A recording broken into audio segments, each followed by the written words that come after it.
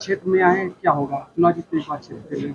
इस विजन के साथ आए हैं कि लोकसभा क्षेत्र कैसरगंज नहीं, पूरा मंडल देवी पाटन और पूरा गोंडा जनपद, इस गोंडा जनपद और कैसरगंज लोकसभा क्षेत्र को केवल हिंदुस्तान के पटल पर नहीं, विश्व पटल के लोगों को दिखाऊंगा कि कैसरगंज लोकसभा क्षेत्र का नाम लिया जा रहा है। इतना आगे बढ़ाऊंगा कैसरगंज के साथ। कैसरगंज संसदीय से 3 ब्राह्मण प्रत्याशी हैं, एक क्षत्रिय प्रत्याशी है, क्या मान रहे हैं?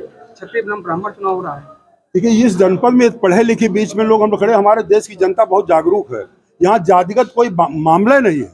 यहाँ चुनाव नहीं, केवल सिर्फ और सिर्फ समाजवादी पार्टी का केवल भगत राम मिश्रा चुनाव लड़ रहे हैं। बाकी सभी लोगों की जमानत जब्त हो जाएगी तो हम लड़ाई किससे बताऊं? सांसद जी का दबदबा कायम रहेगा। मैंने कहा ना कि सांसद जी का दबदबा इस धरती पर कानून के आगे मोदी का दबदबा नहीं है। संविधान के तहत मोदी का दबदबा नहीं है। सांसद जी हमारी किसी भी व्यक्ति की इंडिविजुअल कोई औकात नहीं है। स्थानीय मुद्दे की बात की है तो क्या स्थानीय मुद्दा, किस मुद्दे पे आप चुनाव लड़ रहे हैं?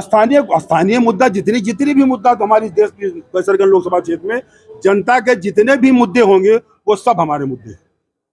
हम जनता के लिए कोई मुद्दा छोड़ेंगे नहीं। अपने प्रतिद्वंदी पर क्या कहना चाहेंगे आप? अभी चुनाव लड़ रहे हैं। अब मैंने प्रतिद्वंदी बता दिया, हम प्रतिद्वंदी किसी को मानते नहीं। जब जमानत जब्त, मैं दोनों की बात बता रहा हूँ कि दोनों प्रत्याशियों की जमानत जब्त होगी तो उसमें प्रतिद्वंदी की कौन सी बात बताओ? वो तो बता रहे कि आपकी जमानत जब्त होने वाली। तो जैसे मोदी सरकार कहती है कि साहब हम 400 पार हैं तो नेपाल के बाहर जा सकते हैं, 600 पार कर सकते हैं। मैंने कह दिया था, ये मीडिया वालों ने पूछा 600 पार की बात कह सकते हैं। आपके ऊपर दबाव भी बनाया गया है। मेरे ऊपर दबाव केवल ईश्वर को छोड़ करके, संविधान को छोड़ करके, किसी की हैसियत नहीं है। मुख्यमंत्री का दबाव मेरे ऊपर बना, यहाँ दबाव नहीं।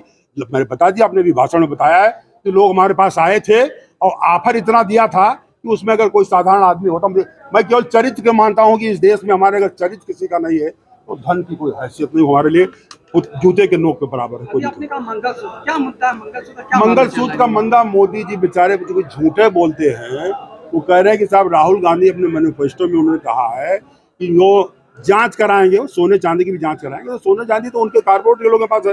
राहुल गांधी ने कारपोरेट जगत के लिए बात किया कि सोने चांदी की जांच कराएंगे, तो उधर उनकी तरफ मुद्दा न जाने पाओ, इसलिए मोदी जी ने कह दिया कि वो देहात के जो है औरतों के मंगलसूत्र की बात कर रहे हैं, सोने चांदी की बात कर रहे हैं। जिसको नोटबंदी में पहले ही मोदी खत्म करके अपना लेकर के मंगलसूत्र उन्होंने दे दिया कि उनको अडानी को दे दिया है, तो मंगलसूत्र बचे नहीं हमारे औरतों के पास। मैं मंगलसूत्र मैं वापस लाऊंगा, किसानों को आसमान में चमका करके लाऊंगा। क्षेत्र के अंदर से क्या वादा करना चाहते हैं जी? लोकसभा क्षेत्र के अंदर से क्या वादा करना चाहते हैं? वादा लोकसभा क्षेत्र में, पूरे कैसरगंज लोकसभा क्षेत्र के बता रहा हूँ कि कैसरगंज लोकसभा क्षेत्र का हर व्यक्ति अपने गांव से बाहर निकलेगा तो चमचमाती हुई सड़क पर पैर रखेगा, खड़ंजे पर हटक करके गिरेगा। आप तीसरे चरण का मतदान हो रहा है, हवा किस ओर जा रही है? हवा तो पहले चरण से जो है वो इंडिया गठबंधन की तरफ जा रही है, पहले चरण से जा रही है, तीसरे तो छोड़िए। कौन बनना है प्रधानमंत्री आपका?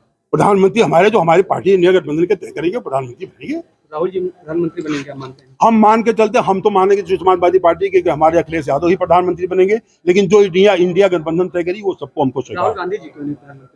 मैंने कहा, मैंने जैसे हमारी भावना जो है, क्योंकि हमारी भावना अखिलेश यादव से जुड़ी, हमारे पार्टी के नेता है, मैं उनको व्यक्तिगत रूप से प्रधानमंत्री के रूप में देखता हूँ। धन्यवाद।